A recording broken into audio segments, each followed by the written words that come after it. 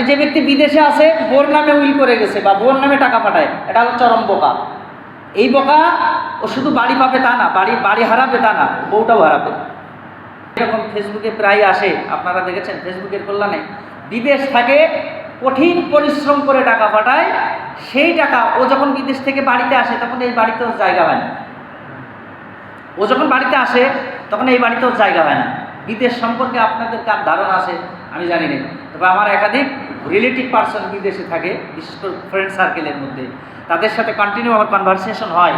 তারা বলেন তারা রাত 4টার সময় উঠে, 4টার সময় উঠে রান্না বান্না শেষ করে, গোসল শেষ করে, খাবার দাবার কোনো রকম খেয়ে আবার দুপুরের খাবার নিয়ে তারপরে তারা কাজে যায়।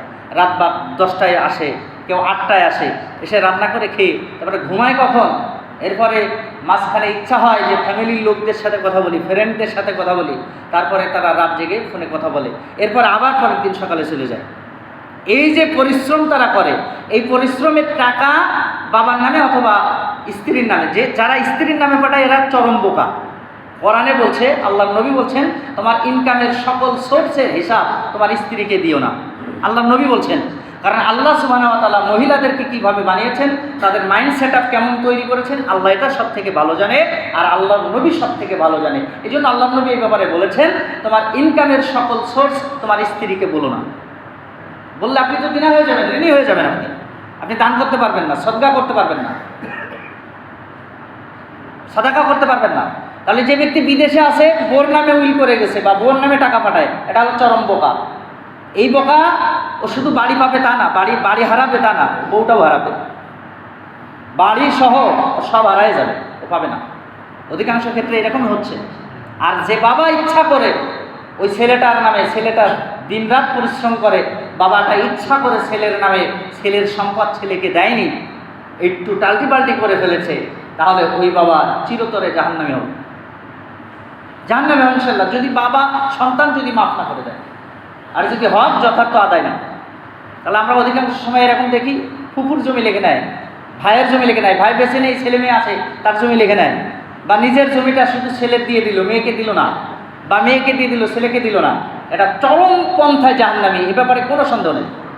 আপনি যদি হাদিসে যান, আপনি যদি সূরা নিসার প্রথম রুকুতে দেখেন, তাহলে আপনি যেখানে টাচ করবেন সেখানেই দেখবেন যারা এটা করছেন, ছেলে এবং মেয়ের সাথে হয়তো সম্পদ উল্টাপাল্টা করে ফেলছেন, মেয়েকে দেন নাই, বা মেয়েকে দিয়েছেন ছেলেকে দেন নাই, বা ছেলেকে এক ছেলেকে দিয়েছেন আর এক ছেলেকে দেন নাই, এরকম যদি কেউ করে থাকে তাহলে জাহান্নামে একদম নিশ্চিত। ধরে রাখেন, ধরে রাখেন। আপনি মনে করেন না যে এটা মাফ হয়ে যাবে, আমার 20 বিঘা জমি চলে যাবে আর আমি অটো আপনার মাফ করে দিব, এত বড় দিল তো আমাদের না, এত বড় দিল সহজ, এটাকে মাফ করা সহজ বলেন, হয় না। কারোর হক নষ্ট করে আপনি কখনই কোশ্চেনকালে জান্নাতের অংশীদার হতে পারবেন না। এই জন্য আমাদের উচিত হবে যে মেয়ের যে অংশ আছে মেয়েকে দিবেন, ছেলের যে অংশ আছে ছেলেকে দিবেন। আচ্ছা, কিছু জমি নেই আপনার ভাইয়ের ছেলে মেয়ে পাবে, কিছু জমি নেই আপনার প্রতিবেশী পাবে, আপনার শরিক পাবে, কতটুকু পাবে? সামান্য। ভাইয়ের ছেলে এবং ফুফুর ছেলে, বোনের ছেলে, এরা যারা অংশটা পায়, এই অংশটা খুবই সামান্য, খুবই সামান্য একটা অংশ পায়। এই অংশ, সামান্য অংশের জন্য আপনি জমিটা আগেই লিখে দিলেন, লিখলেন না, আপনি জাহান্নামকে লিখলেন, জাহান্নাম বরাদ্দ করলেন, আপনার নসিবে জাহান্নাম লিখে নিলেন আপনি।